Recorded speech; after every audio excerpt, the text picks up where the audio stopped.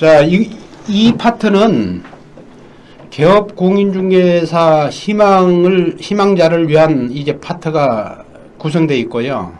또 비록 개업 공인중개사, 다시 말해서 부동산이 아니더라도 참고적으로 알아두면 여러분의 권리 보호에 굉장히 중요한 부분이기 때문에 이제 원하시는 분은 계속 그 강의를 시청해도 됩니다. 자, 이번 시간에는 중개업이 과연 뭔가, 또 개업 공인중개사 자격증을 갖고 있는 사람이 개설 등록 신청 절차는 어떻게 하는지, 또 개업 공인중개사로서 반드시 준수해야 될 금지사항은 어떤 것이 있는지, 또 위반 시 행정처분 사항은 어떤 것이 있는지, 또 중개업 수행하면서 그 주요 궁금사항이 어떤 사항이 있는지에 대해서 이제 제가 설명을 드리겠습니다. 중개업에 관련된 법령은 공인중개사법입니다. 이 공인중개사법의 제정 목적은 공인중개사의 업무 등에 관한 사항을 지정해서 중개업을 건전하게 육성하면서 국민 경제에 이해할 목적으로 되어 있습니다. 이 법에서 중개라는 것은 중개 대상물에 대해서 거래 당사 간의 매매, 교환, 임대차 등 권리 득실 변경에 관한 행위를 알선하는 것을 말하는데, 대통령령에 보면은 중개 대상물은 토지, 건물, 임목, 공장, 재단으로 이렇게 구분이 되어 있습니다.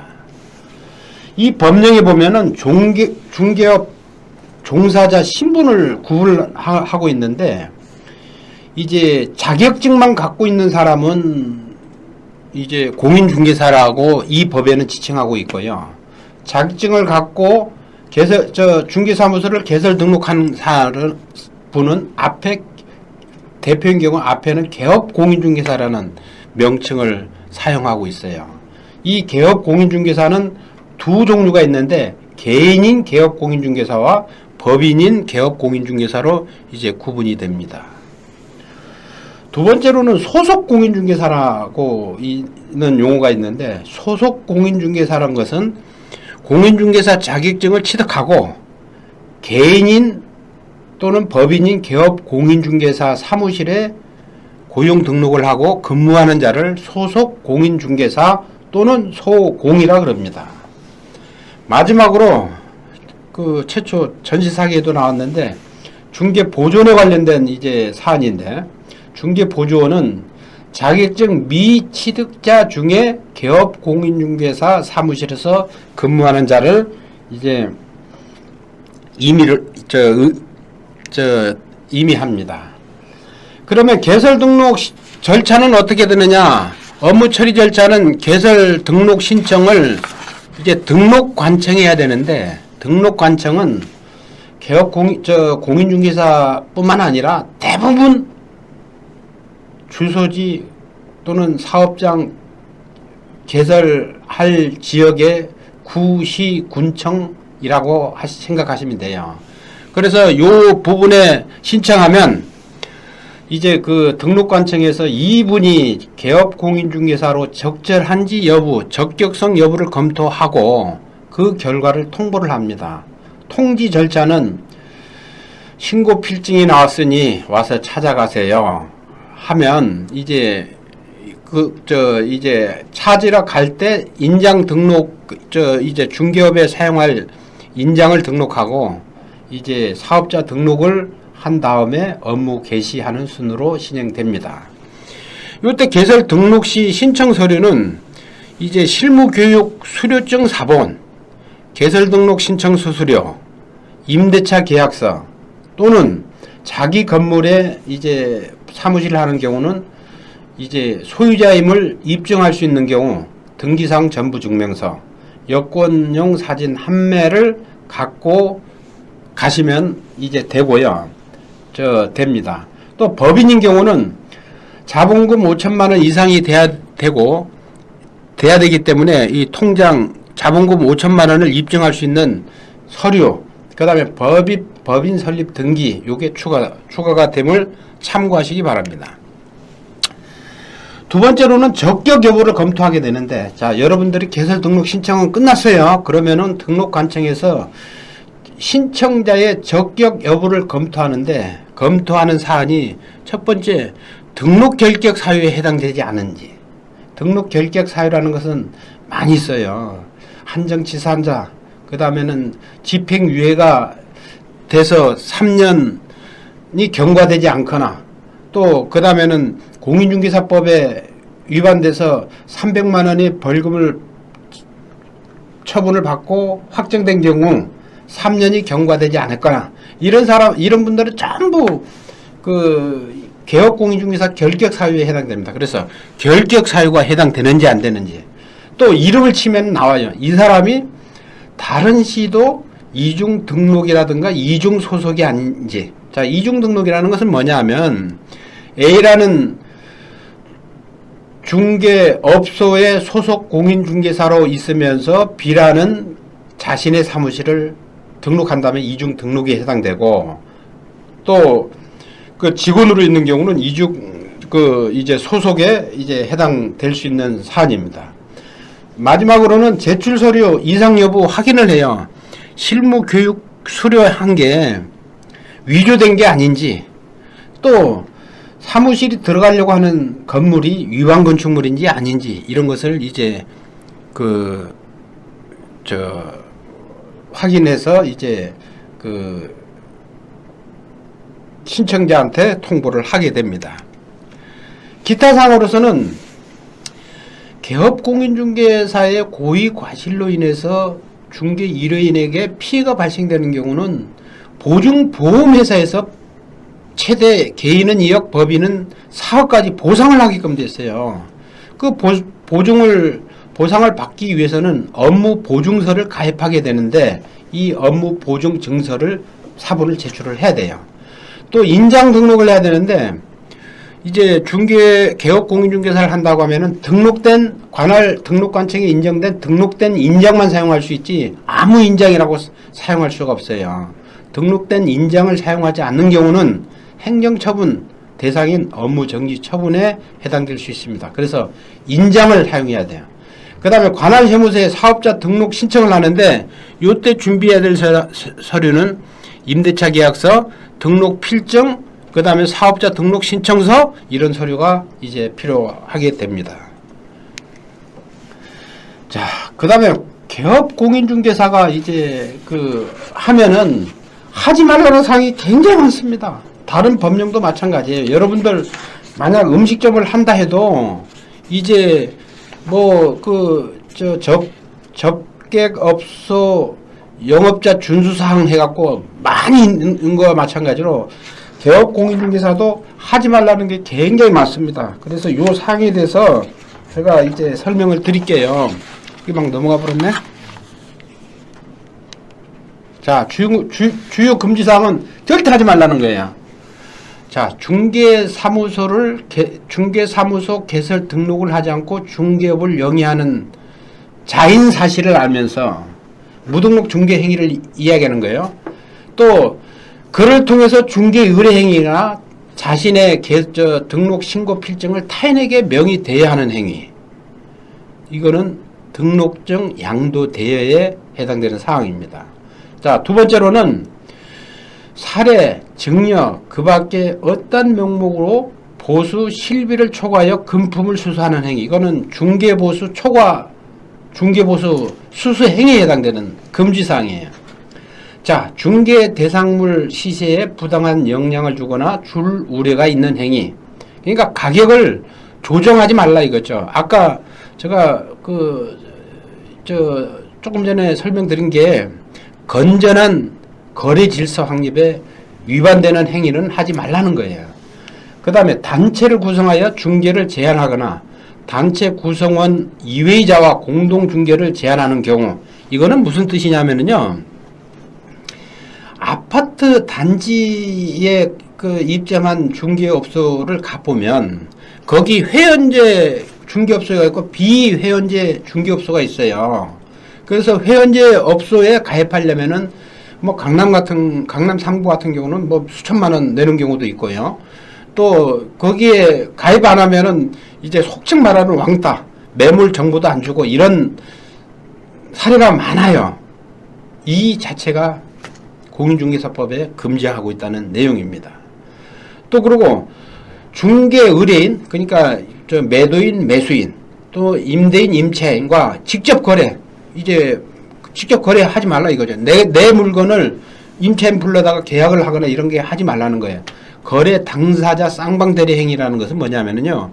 임대인과 임차인은 상극관계잖아요. 매도인과 매수인은 상극관계예요. 일방에 대리는 하는데 상극관계에 있는 사람의 두 명을 대리 행위를 한다면 부동산 거래 안전에 심대한 위협이 되기 때문에 법적으로 이제 금지하는 행위라고 할 수 있습니다. 이러한 사항이 위반되면은 형사처벌 대상이에요. 3년 이하의 징역 또는 3천만 원 이하의 벌금, 그 다음 두 번째로는 1년 이하의 징역 또는 1천만 원 이하의 벌금에 처하도록 규정을 하고 있는 만큼 각별히 관심 가지고 이야기를 해야 됩니다. 또 이러한 이제 형사처벌을 받게 되면 이걸로서 끝나는 게 아니고 아까 이제 공인중개사법에 의해서 300만 원, 벌금이 300만 원 이상이 처분을 받고 확정됐다면 3년 동안 개업공인중개사 등록이 안 돼요. 등록자의 결격 사유가 되거든요. 그렇기 때문에 이제 그 개설 등록을 해서 영업을 한다면 공인중개사법에서 하지 말라는 사항, 해야 된다는 사항은 반드시 준수하면서 하시는 게 고객과 신뢰 관계를 유지하고 증진시키는 데 많은 도움이 될 수 있으리라 봅니다. 다음은 주요 행정처분 사안이에요. 이제 고용인의 신고예요. 이제 고용인의 신고라는 것은 뭐냐면은 아까 제가 말씀드렸죠. 그 소속 공인중개사, 중개보조원을 채용해서 개업공인중개사가 사용을 한다고 하면 고용신고는 이 사람 채용하고 싶다 하면은 업무 개시 전까지 관할관청에 신고를 해야 돼요. 그 다음에 고용관계, 이 사람 보니까 업무 자세도 마음에 안 들고 기타 등등 해서 나 자르고 싶다 하면은 종료되는 날을 기준으로 10일 이내에 신고를 하면 되지만 이를 위반하실 시에는 업무정지 한 달의 처분을 받게끔 돼 있어요. 이런 사항이 굉장히 많아요. 고용인의 신고, 그거 하면 되지. 깜빡깜빡 할 때가 많습니다. 그래서 참고하시라고 제가 했고요. 두 번째로는 아까 개설 등록해서 이제 신고 필증을 찾을 때 인장 등록을 하라 그랬잖아요. 업무용 인장 등록을 해야 돼요. 등록 신고는 인장 등록 신고는 업무 개시 전까지, 변경 신고는 변경일을 기준으로부터 7일 이내까지 해야 되는데 이것도 위반 시에는 업무정지 한 달의 처분을 받게끔 됐습니다. 세 번째로는 중개대상 확인설명서 작성에 대해서 부실하게 하거나 서명 날인이 누락됐거나 보존기간이 위반되면은 업무정지 3개월 처분의 대상입니다. 중개대상 확인설명서라는 것은 뭐냐 하면은요, 권리관계, 이제 거래하는, 매매하게 되면 매물에 대한 이 주소는 어떻게 되고, 면적은 어떻게 되고, 그 다음엔 소유권 권리관계는 어떻게 되고, 소유권 이전의 관계는 어떻게 되고, 그 아파트 주변 편의시설은 어떻게 되고, 중개보수는 어떻게 되고, 요런 게 다 나와 있는 내용이에요. 그래서 중개대상 확인설명서 작성 부실인 경우는 과태료 처분 대상이고, 또 확인설명서를 미교부하거나 보존기간을 준수하지 않거나 서명 날인을 미이행하는 경우는 엄하게 이제 3개월의 이제 업무정지 처분을 받게끔 돼 있습니다. 그래서 중개대상 확인설명서는 작성할 때 절대 공란으로 놔두시면 안 돼. 공란으로 놔두지 마시고 해당 없음 협의 후 생략, 해당 없음 협의 후 생략, 임대차 관료일고 생략 이런 용어를 해갖고 공란에 있는 순간 중개 의뢰인이 등록관청에 민원을 제기하면 중개대상 확인설명서 작성 부실로 인해서 과태료 250만 원의 처분 대상이 됩니다. 그러니까 공란으로 남겨놓지 말아야 되겠죠. 자, 그 다음에 거래계약서 작성에 관련된 내용이에요. 거래 금액을 거짓 또는 이중계약으로 작성한 경우는 이거 제일 커요. 업무정지 6개월 또는 등록 취소 처분을 받을 수 있어요. 이중계약서라는 것은 뭐냐면은 이건 법률적으로 좀 다듬어진 용어고요. 다운계약서, 업계약서 이게 이중계약서예요.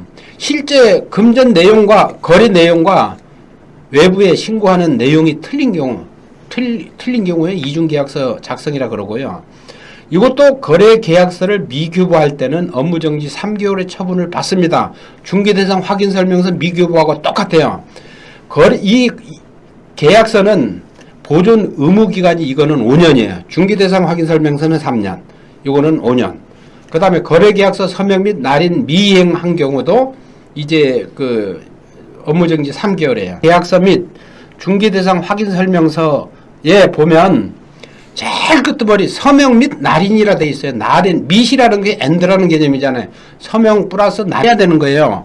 그러나 중개 1회에는 서명 또는 날인으로 돼 있어요. 이 차이가 있어요. 차이가 있기 때문에 그 개업 공인중개사는 반드시 서명 앤드 날인까지 해야 된다는 것을 강조하고 싶습니다. 자, 그 다음에는 이게 업무정지에 대해서 주요 사항에 대해서 원인별로 제가 설명을 했고요. 다음은 주요 과태료 처분 대상이에요. 자, 이거 잘 보세요. 아까도 제가 설명드렸죠. 확인 설명하지 않고 근거 자료를 미제시하는 경우, 확인 설명을 하였으나 근거 자료가 하지 않고 하였으나 근거 자료 미제시, 과태료 500에서 250만 원 떨어진다는 거예요. 보면은. 자, 하지 않고 미제시 나쁘죠. 하였으나 미제시, 이런 상대적으로 첫 번째 거보다는 위반 정도가 경미하기 때문에 과태료 250만 원이라는 거예요.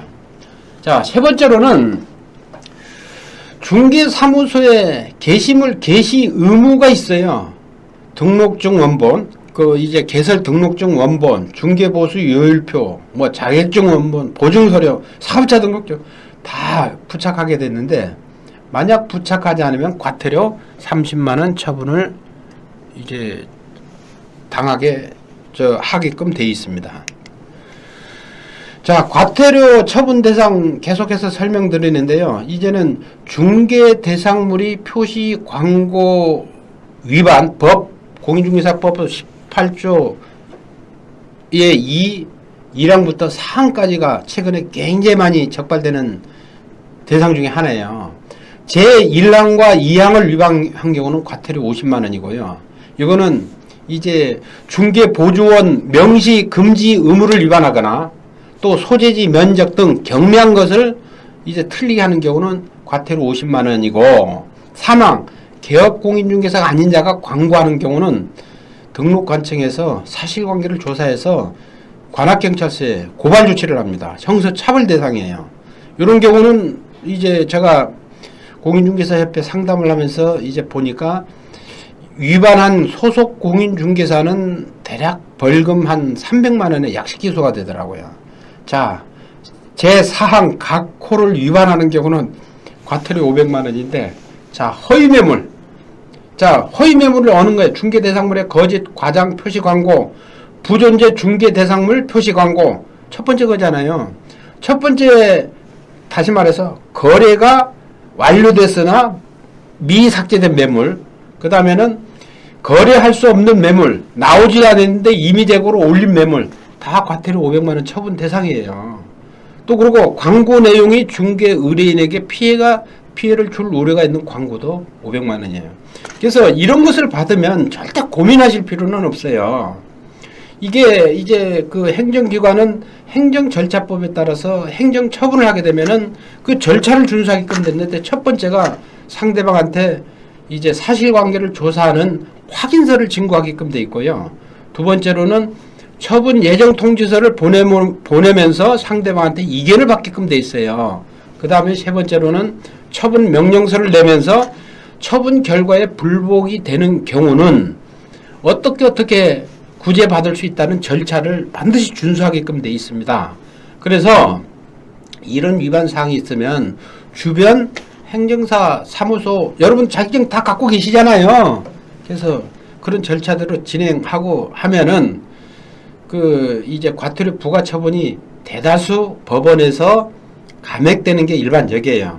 또 법원에서 이의신청서를 제출하면은 재판에 참석하는 게 아니고 비송사건 절차법에 따라서 문서로 재판이 진행되기 때문에 부담없이 이의신청서를 내시고 적극적으로 항변하시는 게 바람직하다고 할 수 있습니다.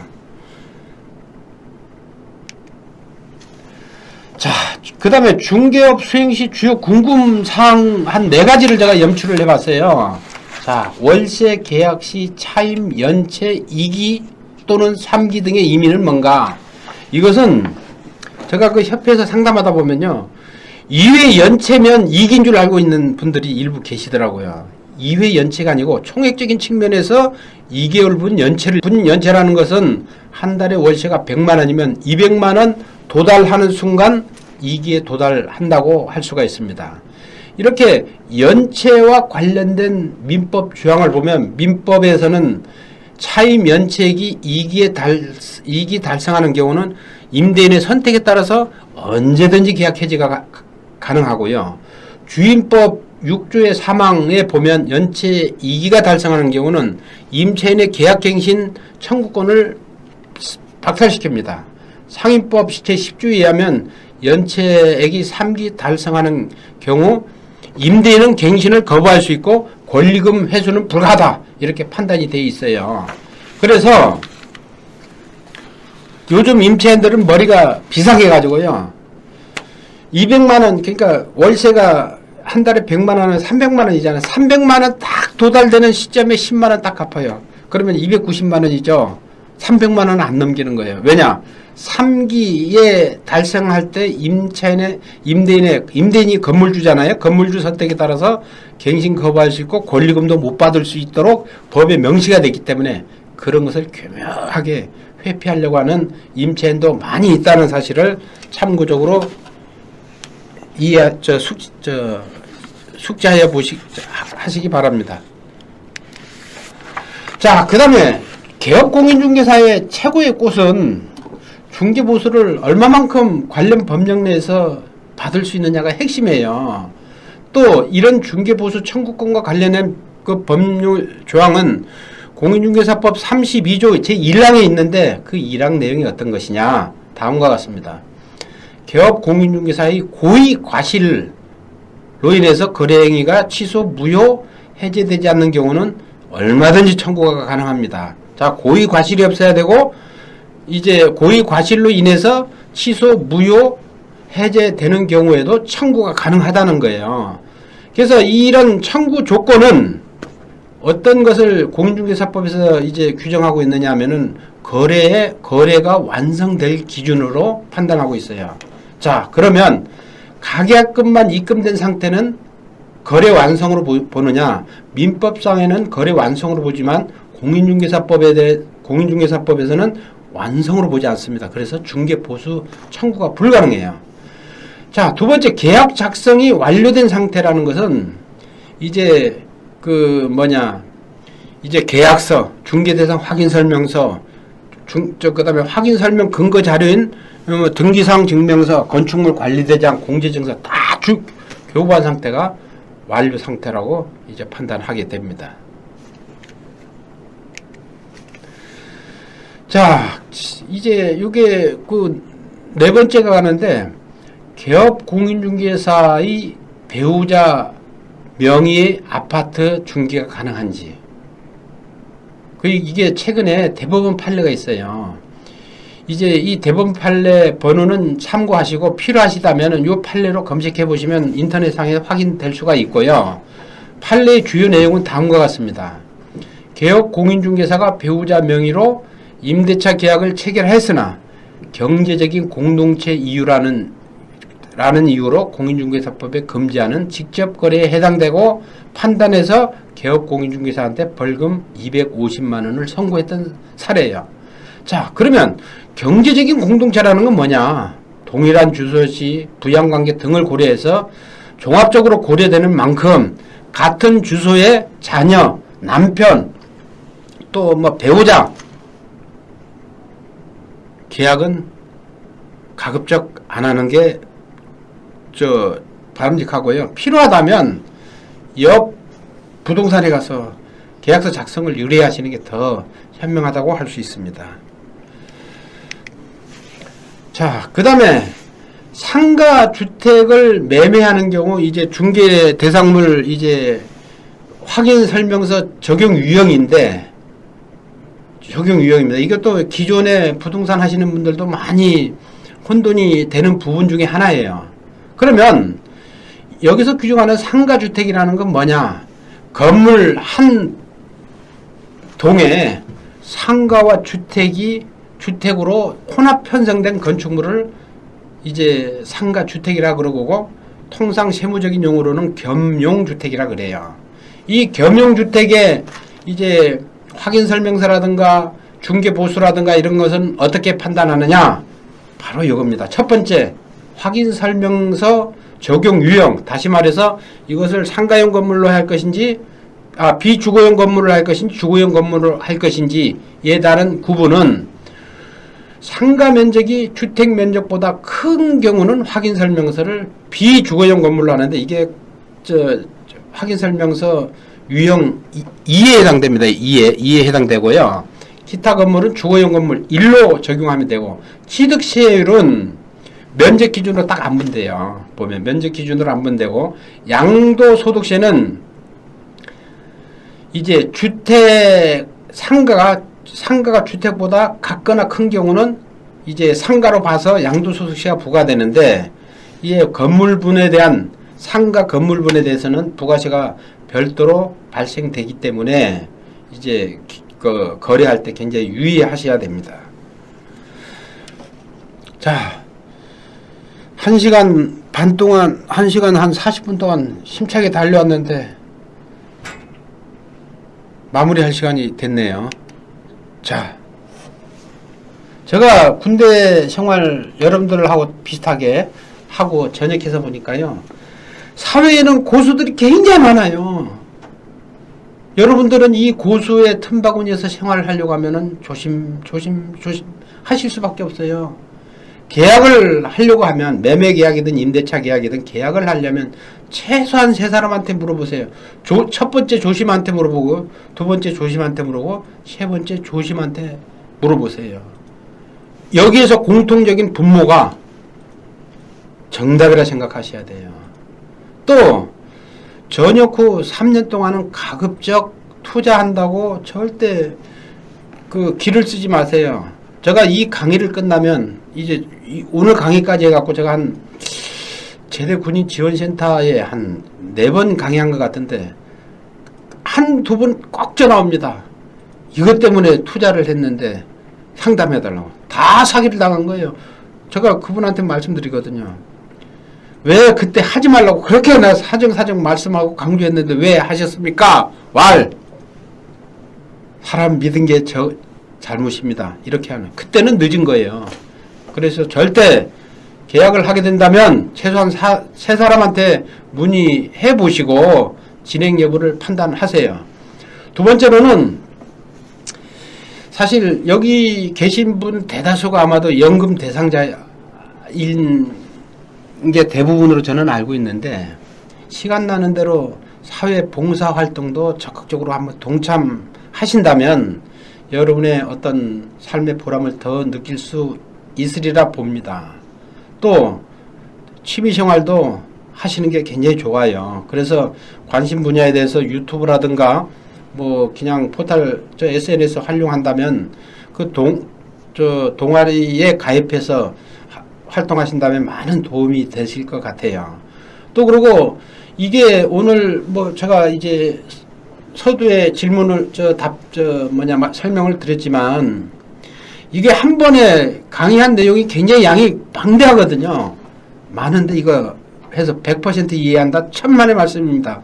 이거 최소한 10번 이상 읽어봐야 그래야 3분의 1 정도가 이해가 되고요. 보통 사람 기준으로 20번 정도 읽어봐야 2분의 1 이상 이해가 돼요. 그래서 여러분들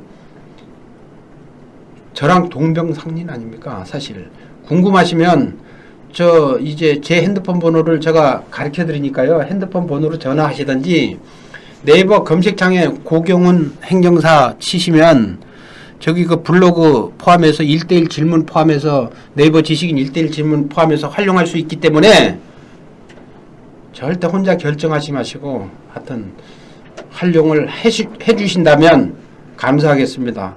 뭐 그렇다고 비용이 발생되는 것도 아니잖아요. 하여튼 수고하셨습니다. 자, 질문 왔는지 최종 확인하고 없으면 마치겠습니다. 자, 뭐 전부 이해했다고 수고하셨다고 말씀하시지만 여러분들도 굉장히 수고하셨습니다. 하여튼 감사합니다. 안녕히 계십시오.